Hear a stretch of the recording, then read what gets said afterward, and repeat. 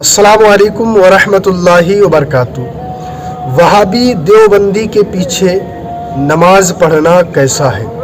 वहाबी देवबंदी के पीछे 5 वक्ता नमाज पढ़ना, जुमा की नमाज पढ़ना, ईदैन की नमाज पढ़ना कैसा है? अगर किसी ने इनके पीछे नमाज पढ़ी तो उसकी नमाज होगी या नहीं? और जो इस्लामी भाई ऐसे इलाके में रहते हैं, ऐसी जगह पर रहते हैं जहां अहले सुन्नत वल जमात की कोई मस्जिद दूर दूर तक है ही नहीं, तो वहां पर जुमा की नमाज कैसे पढ़ें, 5 वक्ता नमाज कैसे अदा करें? इंशाअल्लाह आज की इस वीडियो में हम इस मसले की वजाहत करेंगे। आपसे गुजारिश है वीडियो को मुकम्मल देखें और मसले को अच्छी तरह समझ लें। देखिए, सबसे पहले तो आप ये समझ लीजिए कि उलमाए अहले सुन्नत फरमाते हैं वहाबी देवबंदी इनके बहुत सारे अकायद कुफरिया हैं और इन्होंने हुजूर सल्लल्लाहु अलैहि वसल्लम की शान में भी बहुत गुस्ताखी की। इस वजह से ये अपने कुफरी अकायद की बुनियाद पर दार इस्लाम से खारिज हो गए हैं, दार इस्लाम से निकल गए हैं। और याद रखिए, ये सिर्फ नाम के मुसलमान हैं, सिर्फ नाम के मुसलमान हैं, दर हकीकत इनके अकायद जो है वो कुफरिया हैं। तो याद रखें, जो अपने अकायद की बुनियाद पर दार इस्लाम से खारिज हो जाता है, दार इस्लाम से निकल जाता है, उसकी खुद की नमाज नहीं होती है।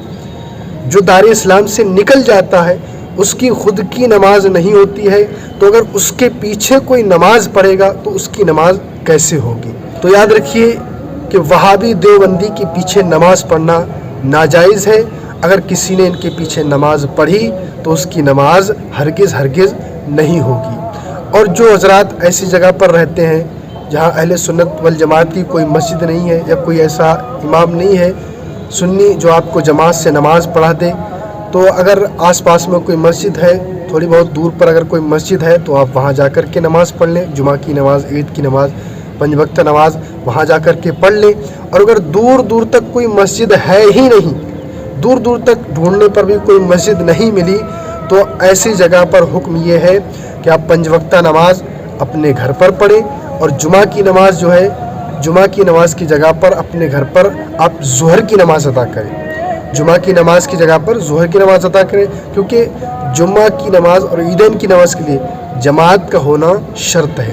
तो जाहिर बात है, जब जुमा की नमाज आप पर फ़र्ज़ ही नहीं है तो आप ज़ोहर की नमाज अपने घर पर अदा करेंगे। और ईदैन की नमाज पर जो है, ईदैन की नमाज की जगह पर आप चाश्त की नमाज पढ़ेंगे। ठीक है, तो खुलासा कलाम ये है कि वहाबी देवबंदी के पीछे नमाज पढ़ना नाजायज़ है। अगर किसी ने पढ़ी तो उनके पीछे हरगिज़ नमाज नहीं होगी।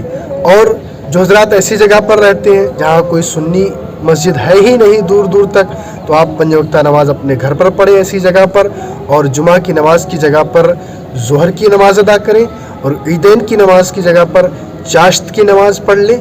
दीनी मालूमात के लिए हमारे चैनल को सब्सक्राइब करें। अस्सलामु अलैकुम वरहमतुल्लाहि वबरकातुहू।